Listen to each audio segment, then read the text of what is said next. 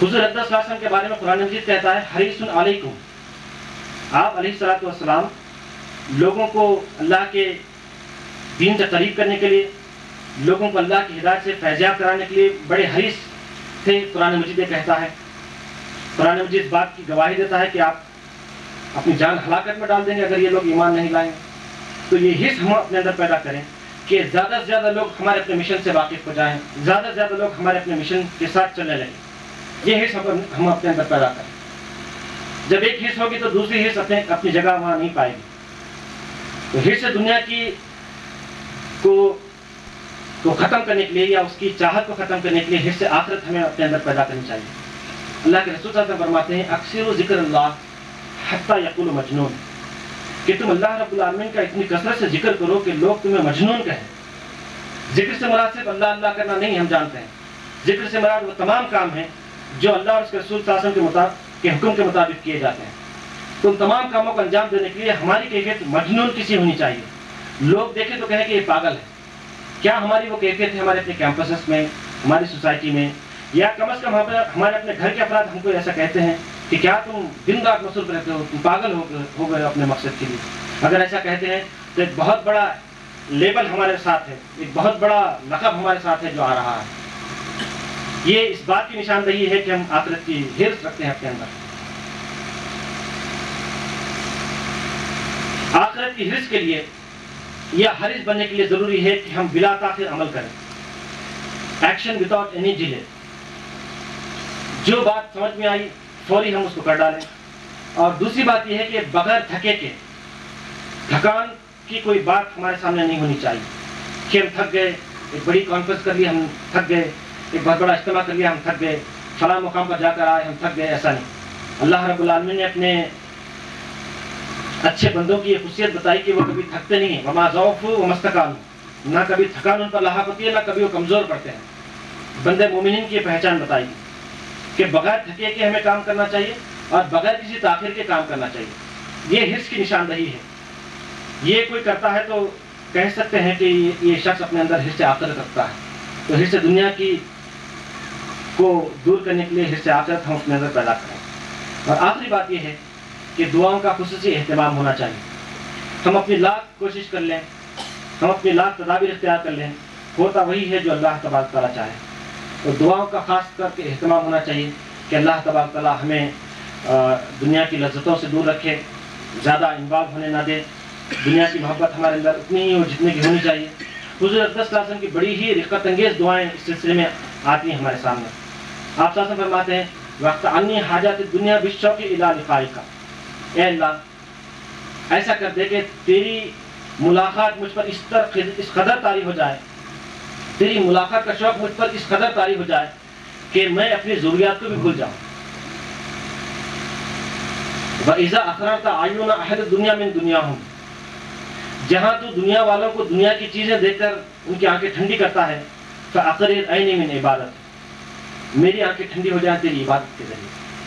دن بھر کی مصروفیات ہیں، ایک 2 رکعت نماز پڑھ لیے، سکون و اطمینان مل گیا. ایسا نہیں کہ ایک نوٹوں کی گڈی آ گئی اور دل کو اطمینان نصیب ہوا، نہیں. 2 رکعت نماز پڑھے اللہ کی راہ میں، اللہ کی بارگاہ میں ہاتھ اٹھا دیے اور بس دل کو اطمینان نصیب ہو گیا.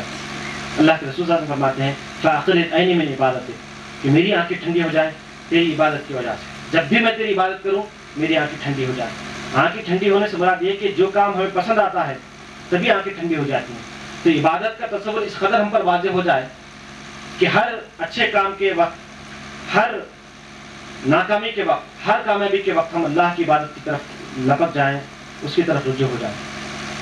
پھر آپ صلی اللہ علیہ وسلم فرماتے ہیں اللہم اجعل حبک احب الی من نفسی و اہلی و من الماء البارد. کتنی پیاری دعا ہے. حضور اقدس صلی اللہ علیہ وسلم فرماتے ہیں کہ اے اللہ ایسا کر دے کہ تیری محبت مجھے میری ذات سے زیادہ ہو جائے، میرے اہل و عیال سے زیادہ ہو جائے اور ٹھنڈے پانی کی چاہت سے زیادہ ہو جائے.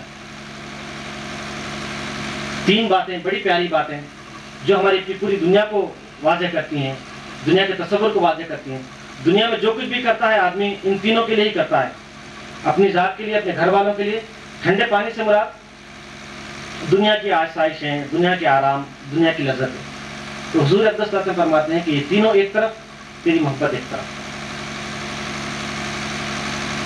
پھر اس کے ساتھ ساتھ اس طرح کی بھی دعائیں کرنی چاہیے کہ ہر چیز کا خیر ہمیں مل جائے اور اس کے شر سے ہم دور رہیں. حرص سے مراد یہ کہ کسی چیز کا شر ہمارے حصے میں آ جائے.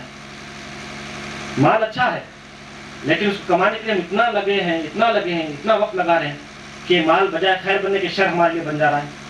تو حضور اقدس صلی اللہ علیہ وسلم کے اسوے سے ہمیں یہ بھی معلوم ہوتا ہے کہ حرص دنیا کی نفی کے لیے، حرص دنیا سے اپنے آپ کو دور رکھنے کے لیے اللہ رب العالمین سے ہمیشہ خیر چاہنا چاہیے، خیر کو طلب کرنا چاہیے.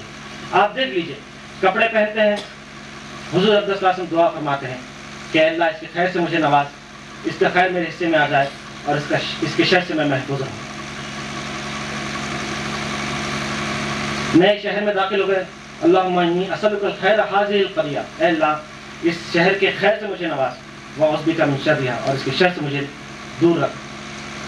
بجلی کڑک رہی ہے، اللہ کے رسول صلی اللہ علیہ وسلم فرماتے ہیں کہ اے اللہ اس کی خیر سے ہمیں نواز، اس کے شر سے ہمیں دور رکھ. ہر چیز کا خیر بھی ہوتا ہے، شر بھی ہوتا ہے. اب یہ بندے کا اپنا ایٹیٹیوڈ ہوتا ہے جو اس کو یا تو خیر کا مستحق بناتا ہے یا تو شر کا مستحق بناتا ہے. حضور اقدس صلی اللہ علیہ وسلم فرماتے ہیں اللہم انی اعوذ بک من شر سمعی والبصری، اے اللہ میں تجھ سے پناہ چاہتا ہوں میری سماعت سے اور میری بصارت سے. کوئی چیز ایسی نہ سنوں کہ اچھی بات ہونے کے باوجود بھی دل پر برا اثر کرے، برے جذبات پیدا ہو جائے. اچھی چیز دیکھ رہا ہوں لیکن میں اس سے عبرت نہیں حاصل کر رہا ہوں. دنیا کو دیکھ رہا ہوں، بڑی رونق والی دنیا ہے، بڑا اٹریکشن اس کے اندر پایا جاتا ہے اور میں فدا ہو گیا ہوں دنیا پر. دیکھ کر سبق بھی حاصل کرتا ہے آدمی، دیکھ کر فدا بھی ہو جاتا ہے. تو ہمارا اپنا جو ایٹیٹیوڈ ہونا چاہیے وہ یہ کہ ہم دیکھ کر سبق حاصل کرنے والے بنیں.